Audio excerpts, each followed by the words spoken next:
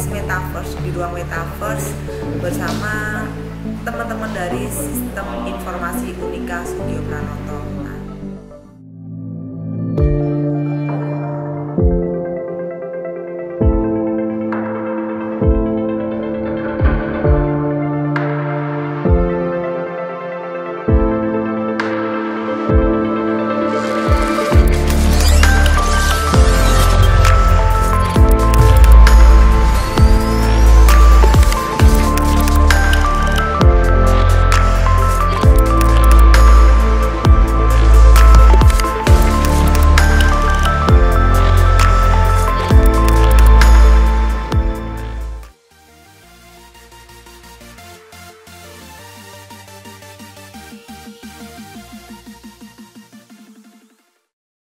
Selamat siang, Teknokreasi bekerja sama atau in collaboration with Sistem Informasi Unika Sugio Pranoto hadir di podcast Metaverse. Nah, sebenarnya kita nggak akan bahas semuanya Metaverse sih, tapi kita memang berada di ruang Metaverse. Nah, saya tertarik untuk bahas ini karena kemarin saya lihat Instagramnya Pak Hendy, Wali Kota Semarang, yang beliau menampilkan apakah Semarang akan menjadi kota Metaverse di masa depan. Nah, saya ada dua tamu di sini, tentu Pak Hendy sendiri, kemudian ada Prof Ridwan saja. Pak Hendy, selamat siang. Selamat siang Mbak Oni. Wah, iya, Prof Ridwan, selamat siang. Selamat siang Mbak Oni. Prof, saya nyapa Pak Hendy dulu ya. Ya. Pak Hendy kemarin kan ulang tahun ya Pak ya. Oh, nah, saya sama teman-teman Teknokreasi dan Sistem Informasi Unika Sugio Pranoto mengucapkan selamat ulang tahun meskipun agak terlambat ini Pak. Ya, terima Selamat kasih. ulang tahun Pak Hendy. Selamat ulang tahun Pak Hendy.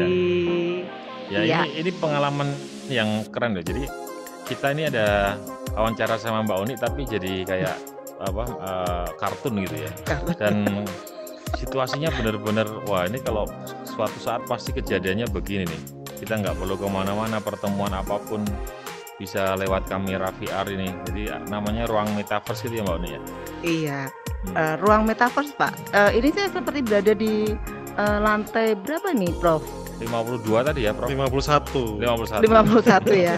Ke depan tidak usah bikin gedung Pak Hendy. Iya. Kita berada di ruang Metaverse saja dengan membuat gedung setinggi 100 tingkat. Iya, ya.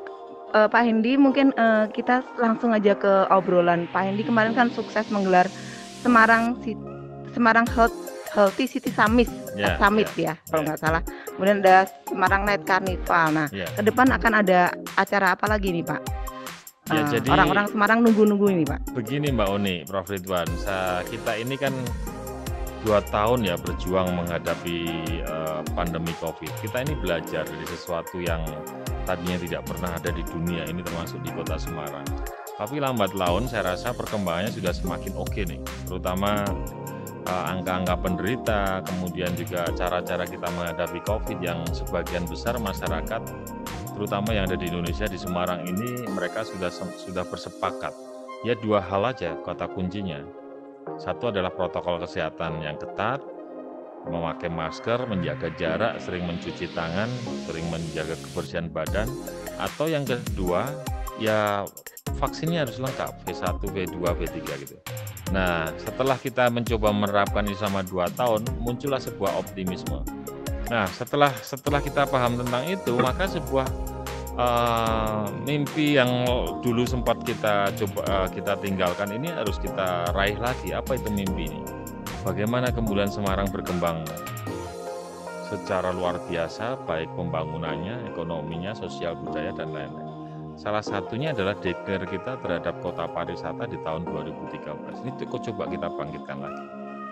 Nah, dengan beberapa event yang kita buat, Semarang Health City Summit, kemudian ada Festival Banjir Kanal Barat, Semarang Night Carnival.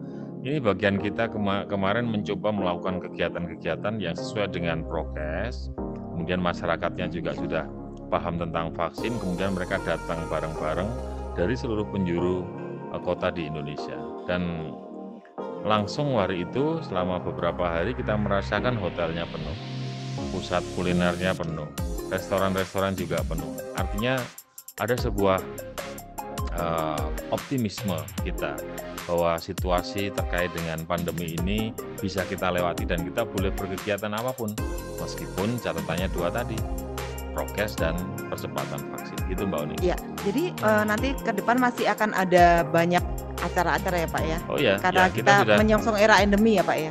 Ya kita sudah susun beberapa acara sampai dengan Desember ini di Kota Semarang. Tapi sekali lagi ini kan kita juga masih seperti trial and error. Apakah dua hal yang saya sampaikan tadi, prokes dan percepatan vaksin ini benar-benar bisa diterapkan di seluruh Indonesia termasuk Kota Semarang, atau ternyata nanti muncul berbagai varian baru yang di luar perkiraan kita. Kalau seandainya situasinya sesuai dengan perkiraan kita, ya pasti kegiatan-kegiatan ke depannya akan terus kita lakukan di Kota Semarang. Oke, baik Pak Endi. Saya ke Prof. Ridwan. Prof, Prof. Ridwan, seperti kita ketahui Semarang kan menjadi salah satu smart city terbaik di Indonesia. Nah, Prof. Ridwan mungkin bisa mengomentari kondisi Semarang sendiri terkait mungkin teknologi informasi, kemudian pemakaian teknologi digital dan sebagainya. Ya, kalau dilihat dari sejarahnya, sebetulnya Kota Semarang ini sudah mulai menerapkan smart city kan sudah lama. Jadi Pak Endi ketika jadi wali kota itu kan sudah mulai mendeklarasikan bahwa Semarang ini mesti jadi kota smart city. Dan salah satu kata kunci smart city itu bisa berhasil adalah pemimpinnya, top leadernya. Jadi kalau top leadernya sudah memberikan prioritas di situ, maka smart city itu akan berjalan sampai dengan di bawahnya. Dan ini terbukti, berbagai aplikasi yang dihasilkan itu sudah bisa membantu masyarakatnya untuk beraktivitas. Memang tetap ada selalu perbaikan-perbaikan ya, termasuk juga koreksi-koreksi seperti jumlah aplikasi yang harus makin lama makin dikurangi agar bisa kemudian digunakan jadi lebih mudah. Tetapi fungsi-fungsinya, menyelesaikan masalah, mendapatkan solusi, itu yang paling utama. Nah, keberanian untuk bisa melangkah ke situ itu harus dari leadernya. Nah, leader itu yang nantinya akan mengarahkan bagaimana kota itu akan bisa mengarah kepada smart city. Dan so far sejauh ini kalau kita lihat dalam beberapa tahun ini Semarang mendapatkan penghargaan smart city. Dan memang kita lihat sama-sama kalau misalkan kita membutuhkan akses tertentu ya seperti KTP dan lain sebagainya, akses itu tersedia dari sisi digital maupun kalau kemudian kita mendapatkan akses langsung ke kantor secara fisik. Yang menjadi salah satu hal yang cukup baik kita bisa lihat sama-sama itu kan layanan-layanan yang ada di Semarang seperti Ambulan Hebat. Nah, Ambulan Hebat itu meskipun tidak selalu terkait dengan teknologi tetapi menyelesaikan masalah. Nah, itu smart living terjadi. Nah, itu yang kita bisa lihat sama-sama di Kota Semarang, Mbak Uni.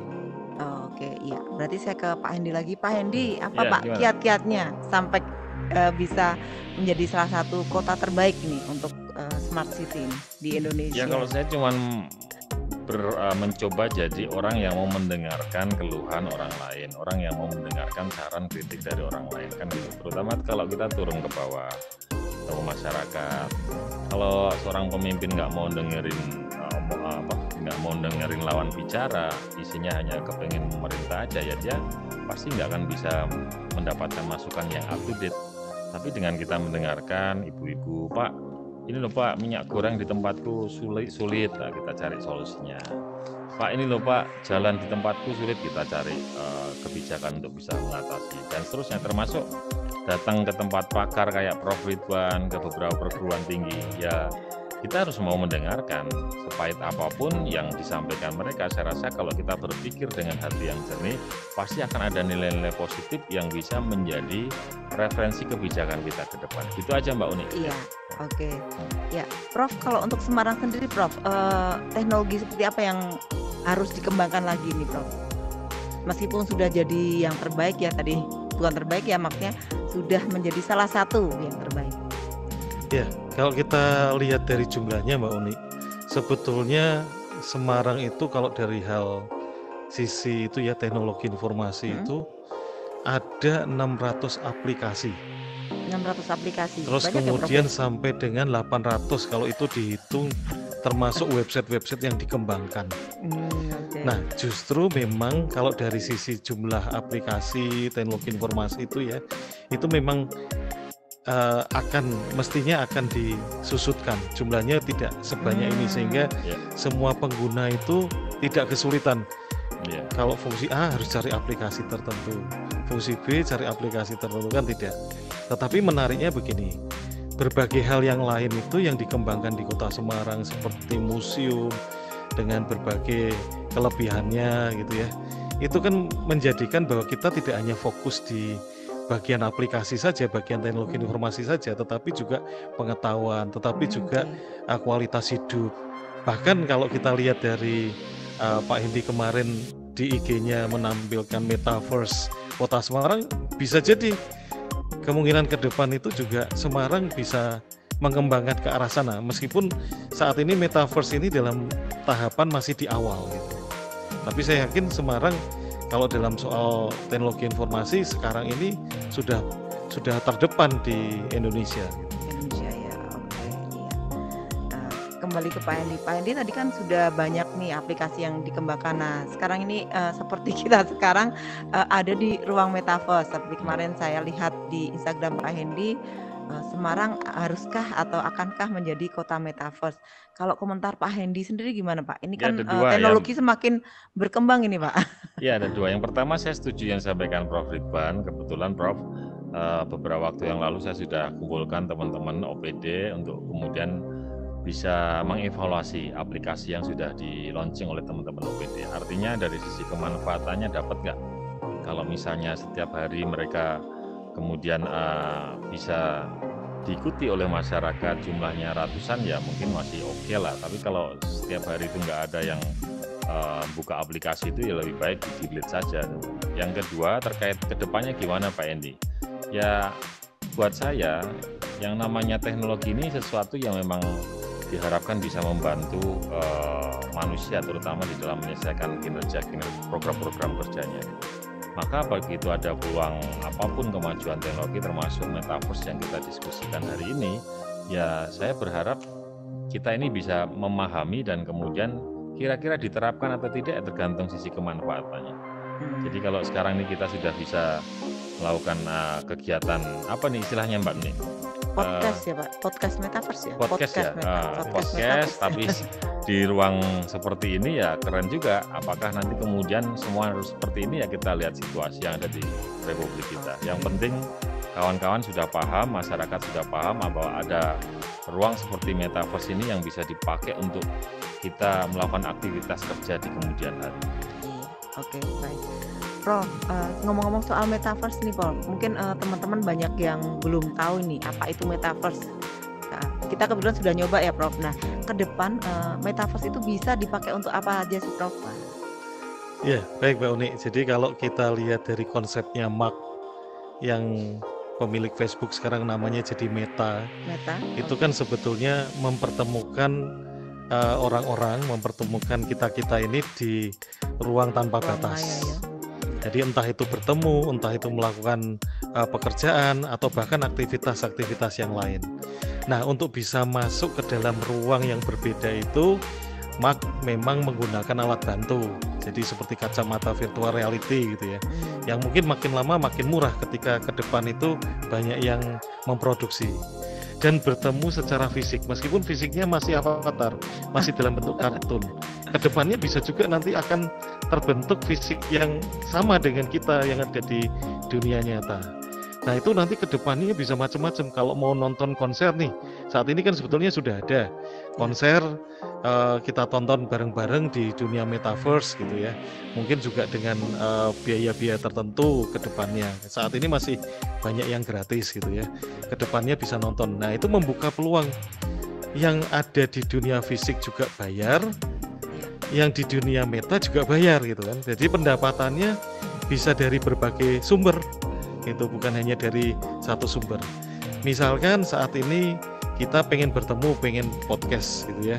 Kalau orang-orang harus ketemu secara fisik gitu. Nah ini bisa dengan Metaverse kita semua pakai kacamata ketemu di satu tempat gitu. Nah, ke depan mungkin bisa lebih dari itu. Entah itu dari sisi hubungan keluarga, entah itu dari sisi pekerjaan atau bahkan mungkin meningkatkan produktivitas. Nah, ke depan bisa begitu. Tapi sampai dengan tahap ini, metaverse ini masih di tahap awal. Jadi kalau anak-anak muda menyebutnya sebagai metaverse tipis-tipis gitu. Gitu.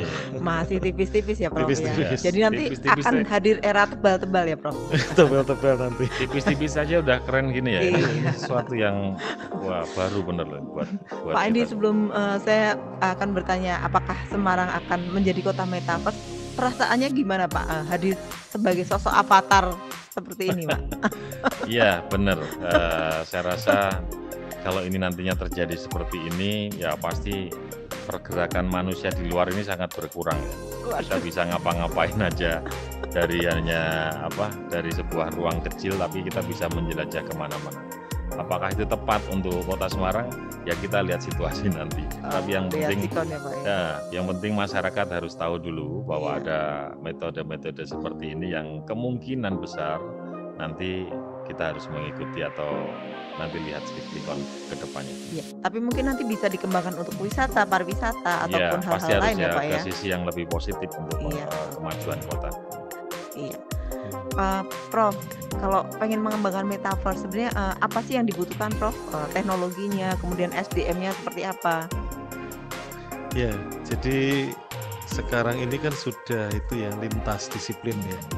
Jadi disiplin ilmu berbagai macam itu bisa untuk mengembangkan dunia baru ini. Kalau kita lihat sama-sama kan seperti contohnya saat ini orang komputer dibutuhkan karena dia bisa mengkondisikan ya bagaimana kita bisa masuk dan lain sebagainya, itu orang-orang komputer saat ini punya peran. Tapi kalau kita lihat dari ruangan yang kita lihat sekarang ini orang-orang desain, orang-orang yang punya disiplin ilmu di bidang desain grafis atau arsitektur itu juga berperan.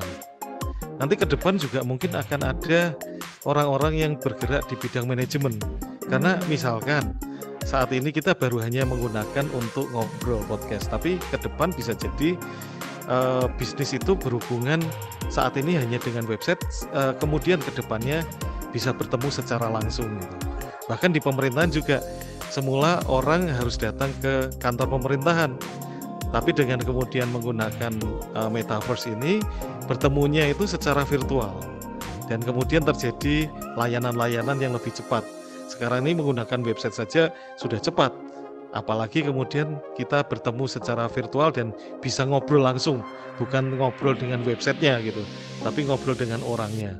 Nah itu kan orang-orang dari berbagai disiplin ilmu akhirnya bergabung. Kemudian nanti tadi seperti yang disampaikan Mbak Oni, misalkan pariwisata, ke depan juga akan melihat bahwa pariwisata apa yang bisa masuk ke dalam metaverse. Kebetulan contohnya tadi yang saya sampaikan kan seperti halnya kalau ada pagelaran musik gitu ya. Pagelaran musik ada yang memang bisa datang secara langsung, tapi ada juga yang memang tidak bisa datang secara langsung, tetapi harus menggunakan metaverse ini untuk melihat langsung ke lokasi gitu.